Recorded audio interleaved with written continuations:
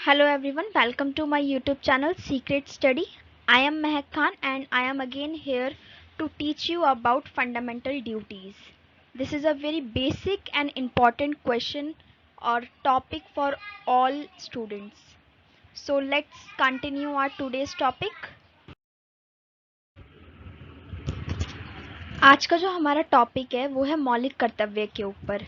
मौलिक कर्तव्य से आप लोग ऑलरेडी बहुत अच्छे से वाकिफ होंगे कि मौलिक कर्तव्य होते क्या हैं। जो मौलिक कर्तव्य है वो एक ऐसा टॉपिक है जो हम क्लास 6 से पढ़ते आते हैं, यानी कि जैसे ही हमारा प्राइमरी जो एजुकेशन लेवल होता है वो फिनिश होता है, जैसे हम 6-7 में अपना कदम रखते हैं तब से ही हमें मौलिक कर्तव्य मौलिक अधिकारों के बारे में बताया जाता है। बट होता क्या है, जैसी हमारी क्लास बड़ी होती है, जैसे 6th में हम 7th में आते हैं, देन हम 8th में आते हैं, तो हमारी एज में फ़र्क आता है, हम 1 साल बढ़ते हैं। उसी तरीके से हमारी मेच्योरिटी लेवल में भी फ़र्क आता है। उसी तरीके से सेम ये जो टॉपिक है मौलिक कर्तव्य और मौलिक अधिकार, ये भी थोड़े से ब्रॉड होते जाते हैं, यानी कि हमने इसके बारे में ऑलरेडी पढ़ रखा है। बट अगर हम इसको अपनी क्लास 11-12 में या अपने ग्रेजुएशन के बच्चे हैं तो ग्रेजुएशन में अगर आप पढ़ रहे हैं तो जस्ट उसमें इतना फ़र्क होगा कि वो थोड़ा सा ब्रॉड कॉन्सेप्ट आ जाएगा मौलिक कर्तव्य के ऊपर। तो आज की जो ये वीडियो है टोटली मौलिक कर्तव्य के ऊपर बेस्ड है, जिसमें बहुत बारीकी से मैं आपको एक एक चीज़ बताऊंगी। बहुत छोटी सी वीडियो रहेगी, इसको ध्यान से देखिएगा। तो इसमें ये जो फर्स्ट पॉइंट मैंने लिखा है ये है कि मौलिक कर्तव्य कौन से अनुच्छेद और कौन से भाग में पाए जाते हैं। सॉरी, मौलिक कर्तव्य है, ठीक है। तो मौलिक कर्तव्य भारतीय संविधान के अनुच्छेद 51A और भाग 4A में वर्णित किए गए हैं। जिस प्रकार से मौलिक अधिकार जो हैं वो भाग 3 में वर्णित हैं, उसी प्रकार से भाग 4 में मौलिक कर्तव्यों का वर्णन किया गया है संविधान के अंतर्गत। तो ये जो मैंने ब्लू कलर से हाईलाइट किया है ना, ये काफ़ी इंपॉर्टेंट चीज़ें हैं जिसको MCQs में भी पूछा जा सकता है, तो आप कोशिश कीजिएगा कि आपको ये याद रहें। तो यहाँ पे हमें पता चल गया कि ये कौन से अनुच्छेद और कौन से भाग से, अनुच्छेद नंबर 51A और भाग नंबर 4A, ठीक है। स्वर्ण सिंह समिति ने भारतीय संविधान में मौलिक कर्तव्यों को शामिल करने की सिफारिश की, यानी कि ये जो आइडिया था मौलिक कर्तव्य को ऐड करने का हमारे कॉन्स्टिट्यूशन में, ये किसका था? ये स्वर्ण सिंह समिति का था। ये एक समिति थी जिसने सजेशन दिया था कि हमारे मौलिक कर्तव्य को भी जगह मिलनी चाहिए कॉन्स्टिट्यूशन के अंतर्गत। थर्ड पॉइंट इज, भारत में वर्तमान में 11 प्रकार के मौलिक अधिकार हैं जो कि हर एक नागरिक को पालन करने को अनिवार्य हैं, यानी कि जो हमारे टोटल नंबर ऑफ मौलिक कर्तव्य हैं वो 11 है, जो हमारा फर्ज बनता है पालन करना एज अ नागरिक, ठीक है। अगर हम इस देश के नागरिक हैं, अगर हम सिटीज़न हैं इस कंट्री के, तो यह हमारा कर्तव्य है कि हम इन 11 मौलिक अधिकारों का पालन करें, मौलिक कर्तव्यों का पालन करें। ये मौलिक कर्तव्य बेसिकली होते क्या हैं? ये कुछ ऐसे कर्तव्य होते हैं जो हमारे देश के लिए हमें पालन करना होता है, जिससे हमारे समाज का, हमारे देश का विकास होता है। तो ये इसलिए मौलिक कर्तव्य जो हैं वो हमारे लिए इम्पोर्टेंस रखते हैं।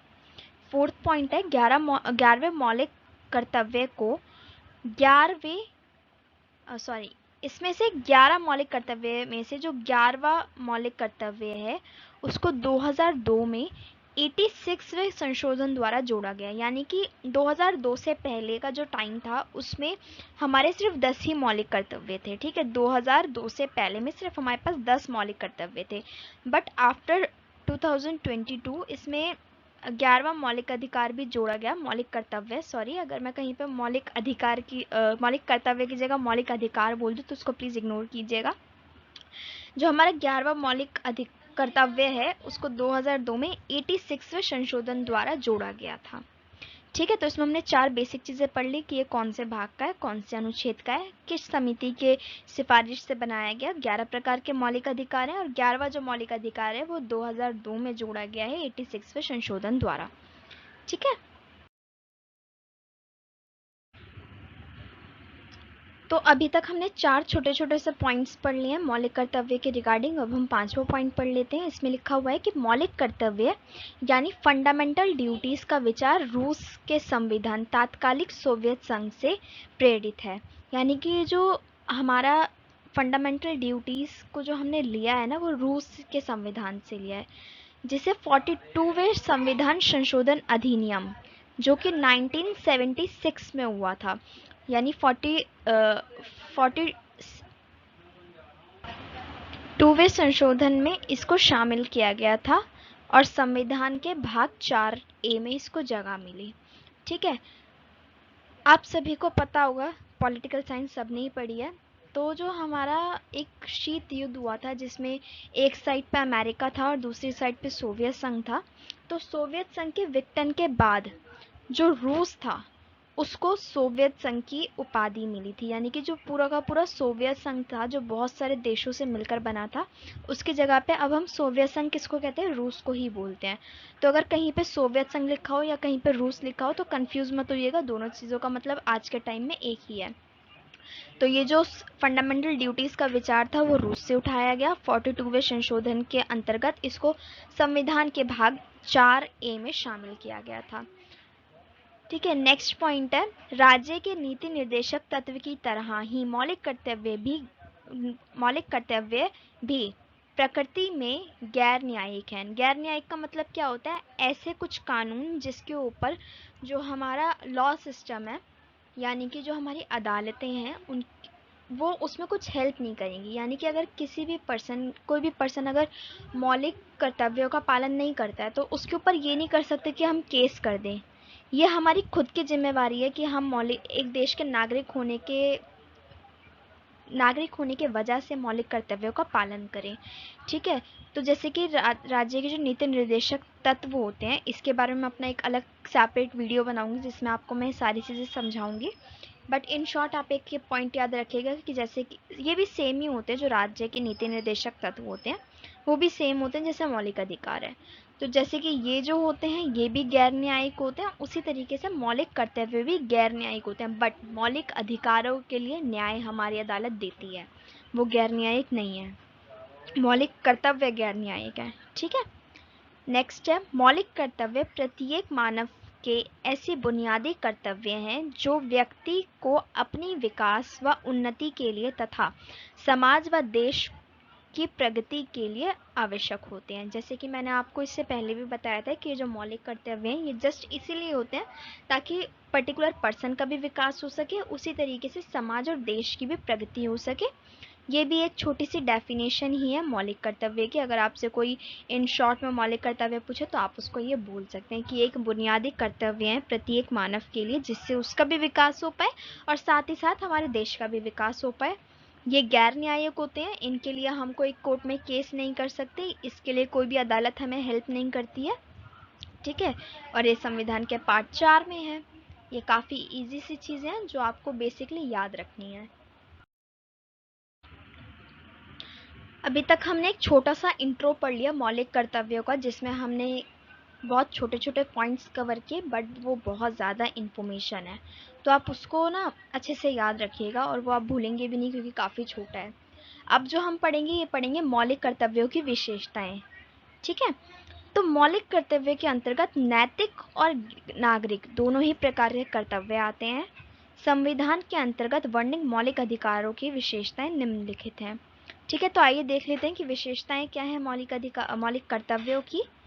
मूल या मौलिक कर्तव्य केवल भारत के नागरिकों पर ही लागू होते हैं। यानी कि जो हमारे संविधान में मौलिक कर्तव्य दे रखे हैं ये सिर्फ और सिर्फ जो भारत के नागरिक हैं ना वो ही पालन करेंगे। मतलब ऐसा नहीं कि कंपलसरी है सिर्फ भारत के नागरिक ही पालन कर सकते हैं, जो विदेशी आते हैं वो भी काफ़ी ध्यान रखते हैं।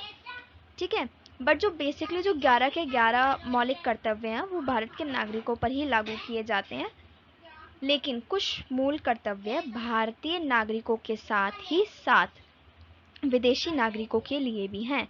यानी कि 11 के 11 तो नहीं, बट हाँ कुछ ऐसे मौलिक कर्तव्य हैं जो भारत के नागरिक के साथ विदेशी नागरिकों पे भी लागू किए जाते हैं। जैसे कि इसका एक मैं एग्जांपल देती हूँ, जो सार्वजनिक संपत्ति होती है उसकी सुरक्षा, यानी कि सार्वजनिक संपत्ति को कोई भी हानि ना पहुंचाए, ये भी हमारा एक मौलिक कर्तव्य है जो कि भारत के नागरिकों के साथ साथ विदेशी नागरिकों पर भी लागू किया जाता है। ठीक है, नेक्स्ट पॉइंट है यानी नेक्स्ट विशेषता है, राज्य के नीति निर्देशक सिद्धांतों की तरह ही जो मूल कर्तव्य होते हैं उनके हनन के विरोध कोई कानूनी प्रावधान नहीं है। जो मैंने इससे पहले भी आपको बताया कि जैसे भारत के नीति निर्देशक तत्व होते हैं कि किस तरीके से एक राज्य को ड्राइव किया जा सकता है, उसको सही रास्ते दिखाया जा सकता है, किस तरीके से सही रास्ते पे ले जाया जा सकता है, उसी तरीके से मौलिक कर्तव्यों के हनन पे भी कोई कानूनी प्रावधान नहीं होता है। जिस प्रकार राज्य के नीति निर्देशक तत्व के लिए कोई भी कानूनी प्रावधान नहीं है, उसी प्रकार मौलिक कर्तव्यों के लिए भी कोई कानूनी प्रावधान नहीं है, यानी कि कोई भी कानूनी हेल्प नहीं मिलती है इन लोगों को। ठीक है, इस मौलिक कर्तव्यों के लिए या राज्य के नीति निर्देशक तत्व के लिए हाँ, कोई भी कोर्ट में केस नहीं कर सकता है, कोई भी कानूनी हेल्प नहीं मिलती है। ये मैंने एक छोटा सा चार्ट बनाया आपके लिए, जिसमें 11 के 11 मौलिक अधिकारों का वर्णन है। इसका आप स्क्रीनशॉट ले लीजिएगा, या आपको इन शॉर्ट में पूरी इन्फॉर्मेशन देंगे। सबसे पहले इसमें जो पॉइंट लिखा है संविधान के भाग, ये एल नहीं होगा, ये ए होगा। ठीक है, यहाँ पे भी ए होगा ये। ठीक है, इसको एक बार फिर से शुरू करते हैं। संविधान भाग 4A अनुच्छेद 51A में अंतर्निहित 11 मौलिक कर्तव्य है। ठीक है, यानी कि संविधान के अंतर्गत भाग 4A और अनुच्छेद 51A के अंदर ये 11 मौलिक कर्तव्य सम्मिलित हैं। पहला मौलिक कर्तव्य देख लेते हैं क्या है। संविधान, राष्ट्रध्वज और राष्ट्रगान का सम्मान, यानी कि जो हमारा संविधान है, जो हमारा तिरंगा है, राष्ट्रध्वज और जो हमारा राष्ट्रगान है, उसका सम्मान करना अनिवार्य है। यह हमारा एक मौलिक कर्तव्य है। सेकंड है स्वतंत्रता संग्राम के आदर्शों को संजना। ठीक है, यानी कि जो हमारा स्वतंत्रता संग्राम चला था, उस टाइम पे जो भी सिद्धांत, जो भी नियम, जो भी आदर्श बनाए गए थे, उनका पालन करना तथा उनका सम्मान करना। ठीक है, ये भी हमारा एक मौलिक कर्तव्य है। थर्ड मौलिक कर्तव्य है हमारा भारत की संप्रभुता, एकता और अखंडता को बनाए रखना। ठीक है, यानी कि जो एकता को बनाए रखना, संप्रभुता को बनाए रखना और अखंडता को बनाए रखना हमारा एक मौलिक कर्तव्य है। फोर्थ है देश की रक्षा और राष्ट्र की सेवा करना। ठीक है, कि अगर कभी ऐसा सिचुएशन आ जाता है कि हमारी ज़रूरत पड़े देश को, तो हमें उसकी रक्षा करनी और राष्ट्र की सेवा करनी है। ठीक है, क्योंकि हम बोलते हैं ना कि भारत हमारी माता है, तो उसी तरीके से जैसे हम अपनी माँ की, अपनी बहन की रक्षा करते हैं, उसी तरीके से हमें अपने देश की भी रक्षा करनी है। जो फिफ्थ पॉइंट है, फिफ्थ मौलिक कर्तव्य है, वो है सद्भाव और भाईचारे को बढ़ावा देना। हमारे इंडिया में बहुत सारे अलग अलग धर्म के, अलग अलग जाति के लोग रहते हैं, तो हमें किसी के साथ भी रंग, रूप, लिंग, जाति और धर्म के आधार पर भेदभाव नहीं करना है। हम सबको भाईचारा बनाए रखना है, ये भी हमारा एक मौलिक कर्तव्य है। उसी प्रकार हमारा छठा मौलिक कर्तव्य है सम्मिलित संस्कृति की समृद्धि विरासत को सहेजना, यानी कि जो हमारी जो कंट्री है इंडिया, उसमें अलग अलग तरीके की संस्कृति भी पाई जाती हैं। उन सभी संस्कृतियों को एक साथ विकास करना और उनको सम्मिलित करके उनको इस तरीके से हमें आगे बढ़ाना है कि कोई भी गृह युद्ध की सिचुएशन ना आए, और साथ ही साथ वो जो सारी संस्कृतियां हैं उनको उन्नति प्राप्त हो। ये भी हमारा एक मौलिक कर्तव्य है। सेकेंड पॉइंट है प्राकृतिक संसाधनों एवं पर्यावरण की संरक्षण और इसे बेहतर भी बनाया जाए। ठीक है, ये जो मौलिक कर्तव्य है ना, ये हमारे नागरिक, एक भारत के नागरिक के साथ साथ विदेशियों पे भी लागू होते हैं कि जो भारत में जो संसाधन है और जो पर्यावरण है उसकी संरक्षण की जाए और उसको कोशिश किया जाए कि वो ज़्यादा बेहतर बने, पहले से ज़्यादा अच्छी बने। ठीक है, उसके बाद जो हमारा 8th पॉइंट आता है, ये है वैज्ञानिक सोच को बढ़ावा देना, मानवता का विकास करना। ठीक है, मानवतावाद का विकास करना, और जो हमारा जो साइंटिफिक दौर चल रहा है उसमें जो वैज्ञानिक सोच है उसको बढ़ावा देना। जो हमारी पुराने रीति रिवाज हैं, मतलब सारे रीति रिवाज नहीं, बट जो हमारे समाज के लिए हानिकारक है, उनको पीछे छोड़ते हुए हमें एक नई सोच बनानी है जो वैज्ञानिक सोच होगी। उसके बाद नेक्स्ट हमारा मौलिक कर्तव्य है सार्वजनिक संपत्ति की सुरक्षा और हिंसा को त्यागना। जो हमारी पब्लिक प्रॉपर्टीज़ है उसकी सुरक्षा करना और हिंसावाद को हमें छोड़ना है। हमें अहिंसा के रास्ते पे चलना है, गांधीवाद के रास्ते पे चलना है, अहिंसा के लिए। नेक्स्ट है बच्चों के लिए अनिवार्य शिक्षा। जो मैंने आपको अपनी पहले की वीडियोस में भी बताया है, समानता वाली में भी, स्वतंत्रता वाली में भी, कि जो हमारी प्राइमरी एजुकेशन होती है वह हर एक बच्चे के लिए अनिवार्य है, क्योंकि उसमें काफ़ी बेसिक चीज़ बताई जाती हैं जो एक मानव होने के नाते हमें पता होनी चाहिए। नेक्स्ट है मानव कार्यों में उत्कृष्टता के लिए प्रयास। ठीक है, यानी कि जो हमारे मानव कार्य होते हैं उसमें उत्कृष्टता का मतलब होता है एक्सीलेंट बनाने के लिए प्रयास, उसको और ज़्यादा उन्नति और ज़्यादा बेहतर बनाने के लिए प्रयास किए जाने चाहिए। इसमें लास्ट में बोल्ड करके लिखा हुआ है कि संविधान में मौलिक कर्तव्यों को जोड़ने से ये मानव अधिकारों की श्रेणी घोषणा पत्र के अनुच्छेद 29A के साथ सार्वभौमिक हो गए हैं। ये देखिए, अगर आपको समझ में आया होगा तो काफ़ी इंपॉर्टेंट है, ये 1 मार्क क्वेश्चन में भी आ सकता है कि जब हमने अपने देश में मौलिक कर्तव्यों को जोड़ा संविधान के अंतर्गत, तो ये मानव अधिकार की श्रेणी में अनुच्छेद 29 के साथ सार्वभौमिक यानी यूनिवर्सल हो गए। तो देखिए कि एक यूनिवर्सल लेवल पे कितनी ज़्यादा इंपॉर्टेंस रखते हैं ये मौलिक कर्तव्य। ठीक है, तो इस स्लाइड में हमने अपने 11 के 11 मौलिक कर्तव्य देख लिए हैं। तो बढ़ते हैं अपनी नेक्स्ट स्लाइड की तरफ। तो अभी तक हमने बेसिकली सारी चीज़ें कवर कर ली हैं कि मौलिक कर्तव्य होते क्या हैं, वो कौन संविधान के कौन से पार्ट में, कौन से अनुच्छेद में है, किसके द्वारा बनाए गए, हमने सारी चीज़ें कवर कर ली, विशेषताएं भी पढ़ ली और इन शॉर्ट हमने 11 मौलिक अधिकार भी देख लिए हैं। अब हम उन्हीं मौलिक कर्तव्यों को थोड़ा सा ब्रीफ में जानेंगे। ठीक है, तो मौलिक कर्तव्य की सूची निम्न है। मौलिक कर्तव्यों का पालन करना और उनके आदर्श संस्थानों, राष्ट्रध्वज, राष्ट्रगान का सम्मान करना, ये हमारा फर्स्ट मौलिक कर्तव्य है, यानी कि हमें संविधान का पालन करना है, आदर्शों, संस्थानों, राष्ट्रध्वज, राष्ट्रगान का हमें सम्मान करना है। नेक्स्ट है स्वतंत्रता के लिए राष्ट्र संघर्ष को प्रेरित करने वाले महान आदर्शों का पालन करना है, यानी कि उस टाइम पे जो हमारे संविधान निर्माता थे, अगर आपने कॉन्स्टिट्यूशन के बारे में पढ़ा होगा तो आपको पता होगा कि बहुत ज़्यादा महान पुरुष थे जिन्होंने हमारे संविधान की रचना की है और जो हमारी स्वतंत्रता का संघर्ष हुआ था, जो हमारी स्वतंत्रता के लिए हमने जो भी संघर्ष किया था, उसमें जो लोग शामिल थे वो भी काफ़ी ज़्यादा पढ़े लिखे अपने अपने फील्ड के एक्सपर्ट लोग थे। तो उनके जो भी सिद्धांत थे उनको हमें पालन करना है ताकि हम भी उनकी तरह एक अच्छा सोच, अच्छा दृष्टिकोण बना सकें। ठीक है, नेक्स्ट है भारत की संप्रभुता, एकता और अखंडता को बनाए रखना और उसको सुरक्षित संरक्षण करना।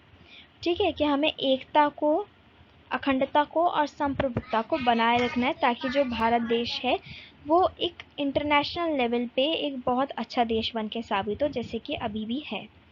देश की रक्षा करने और राष्ट्र सेवा प्रदान करना जब ऐसा करने को कहा जाए, जैसे कि मैंने बताया कि अगर इन फ्यूचर हमारे देश में गृह युद्ध जैसी सिचुएशन बन जाती है, ऐसा कोई भी सिचुएशन क्रिएट होता है जिसमें हमें अपने देश के लिए सेवा करनी पड़े, तो यह हमारा एक मौलिक कर्तव्य है कि हमें अपने देश के लिए सेवा करनी चाहिए।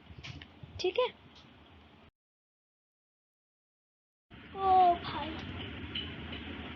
नेक्स्ट पॉइंट देख लेते हैं। धार्मिक, भाषाई और क्षेत्रीय आंशिक विविधताओं से आगे बढ़कर भारत के सभी लोगों के बीच सामंजस्य और समान भाईचारे की भावना को बढ़ावा देना और महिलाओं की गरिमा के लिए अपमानजनक प्रथाओं को त्यागना, यानी कि इसमें बेसिकली क्या कहा गया है कि जो मैंने एक शॉर्ट में बताया था कि भाईचारे को बढ़ावा देना और देश में महिलाएं जो हैं उनकी गरिमा के लिए जो अपमानजनक प्रथाएं हैं, जैसे कि सती प्रथा हो गई, इन सभी को त्यागना ताकि महिलाएं भी अपना एक अच्छा जीवन व्यतीत कर सकें। तो हमारा ये एक मौलिक कर्तव्य है, क्योंकि अगर देश में जो भी लोग रह रहे हैं ना, उन सभी को अधिकार है, चाहे वो पुरुष हो चाहे वो महिलाओं, कि वो अपना जीवन जो जिए वो सम्मान के साथ जिए। तो समाज में जो बेसिकली जो अत्याचार होते हैं, जो कुप्रथाएं जो लागू होती हैं, महिलाओं पे होती हैं, अगर हम अपना इतिहास उठा के देखते हैं तो। ठीक है, तो ऐसी कुप्रथाओं को ख़त्म करना जिससे किसी महिला की गरिमा पर आँच आए या भाईचारे को बढ़ावा ना मिले, भाईचारे को तोड़ने वाली जो बात आती है ना, वहाँ पे हमें अपने मौलिक कर्तव्य का पालन करना है कि ऐसा कुछ भी ना हो। देश की समग्र संस्कृति की समृद्ध विरासत के महत्व को समझना और संरक्षित करना, यानी कि जो हमारी जो संस्कृति है उसको बढ़ावा देना, ताकि क्योंकि जो हमारी संस्कृति है ना वो बहुत अच्छी है, ठीक है, जो हमारे विदेशी जो हम कल्चर, वेस्टर्न कल्चर जो हम फॉलो कर रहे हैं ना, अगर हम देखें रूस में भी अभी काफ़ी ज़्यादा इंडियन कल्चर को फॉलो किया जा रहा है। खासकर वहाँ पे सनातनी धर्म को बहुत ज़्यादा फॉलो किया जा रहा है, अगर आप एक्टिव होंगे अभी।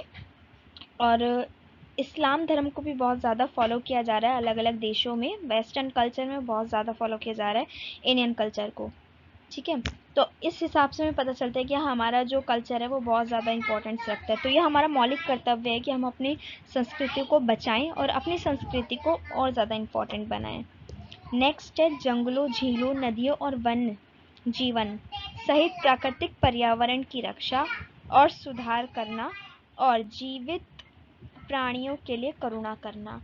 यानी कि जो नदी, जंगल, झरने जो भी हैं, यानी हमारी जो प्राकृतिक संपदा है उसको सुरक्षित करना, और जो जीवित प्राणी हैं, चाहे वो जंगल में रहने वाले प्राणी हों, चाहे वो नॉर्मल प्राणी हो, सभी के लिए हमारे दिल में करुणा होनी चाहिए। हम किसी के लिए भी निर्दय ना हो, ये भी हमारा मौलिक कर्तव्य है। नेक्स्ट है वैज्ञानिक मनोवृत्ति, मानवतावादी विचारधाराओं का विकास और जांच और सुधार की भावना विकसित करना। जो कि मैंने बताया था कि मानव जो साइंटिफिक जो हमारा एक चल रहा है, साइंटिफिक दौर चल रहा है, उसमें जो हमारी सोच है वो भी वैज्ञानिक होनी बहुत ज़्यादा ज़रूरी है। मानवतावाद की जो विचारधारा है उसको हम विकसित करें, ये हमारा एक मौलिक कर्तव्य है। उसी तरीके से नेक्स्ट है सार्वजनिक संपत्ति की रक्षा करना, अहिंसा को रोकना। यानी कि जो हमारी पब्लिक प्रॉपर्टी है उसकी हम रक्षा करें और अहिंसा को हम फॉलो ना करें। ठीक है, सॉरी, हिंसा को हम फॉलो ना करें, अहिंसा को हम फॉलो करें बट हिंसा को हम फॉलो ना करें। कंफ्यूज मत होइएगा, यहाँ पे मैंने लिख भी दिया है। नेक्स्ट है व्यक्तिगत और सामूहिक गतिविधि के सभी क्षेत्र में उत्कृष्टता की दिशा में प्रयास करना ताकि राष्ट्र निरंतर उपलब्धियों के उच्च स्तर पर बढ़े। यानी कि जो एक, चाहे वो एक पर्सनल हो या एक ग्रुप वाइज हो, ठीक है, हर एक क्षेत्र में हमें अच्छा करना है, बेहतर करना है, चाहे वो स्पोर्ट्स का हो, चाहे वो एकेडमिक हो या फिर कोई और फील्ड हो। हम सभी को अपना 100% देना है ताकि हमारे साथ साथ देश भी निरंतर वो आगे बढ़ता रहे, वो भी उच्च स्तर पकड़ता रहे। ठीक है, नेक्स्ट है 6 से 14 वर्ष की उम्र के बीच बच्चों के लिए शिक्षा अनिवार्य है, शिक्षा का अवसर प्रदान करना अनिवार्य है। यह कर्तव्य 86वें संवैधानिक संशोधन अधिनियम 2002 द्वारा जोड़ा गया। यानी कि ये वही मौलिक कर्तव्य है जिसकी बात मैंने फर्स्ट स्लाइड में की थी कि 11वां जो हमारा मौलिक कर्तव्य है जो कि 2002 में शामिल हुआ था 86वें संशोधन द्वारा, शिक्षा का मौलिक कर्तव्य है कि ये पेरेंट्स की, टीचर्स की, सोसाइटी की जिम्मेवारी है कि जो भी बच्चे 6 से 14 वर्ष की आयु के अंतर्गत हैं उनको एटलीस्ट प्राइमरी जो एजुकेशन है वो तो मिले ही मिले। ये हम सभी का कर्तव्य है कि हम उन बच्चों को प्राइमरी एजुकेशन दें जो भी 6 से 14 वर्ष के अंतर्गत आते हैं।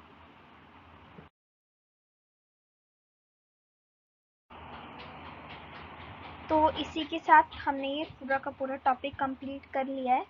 और अगर इस पूरी वीडियो में मैंने कहीं पर भी मौलिक कर्तव्यों को मौलिक अधिकार या मौलिक अधिकारों को मौलिक कर्तव्य बोल दिया हो, मैंने बहुत ज़्यादा ट्राई किया कि ऐसा ना हो, बट हाँ हो जाता है कभी कभी। तो अगर ऐसा हो गया हो तो उसको प्लीज़ इग्नोर कीजिएगा। और मुझे पता है काफ़ी ज़्यादा पीछे से मेरे बैकग्राउंड में नॉइज़ होगी, अगर वो भी आपको डिस्टर्ब करे तो उसके लिए मैं आपको सॉरी बोलना चाहूँगी। और इसी के साथ मैंने अपना पूरा चैप्टर कंप्लीट कर लिया, पूरा का पूरा टॉपिक इसमें कवर हो गया, कोई भी ऐसा पॉइंट नहीं बचा है जो हमने इसमें कवर ना किया हो। Thanks for watching my video, like share and subscribe. मिलते हैं नई वीडियो के साथ, सी यू सून।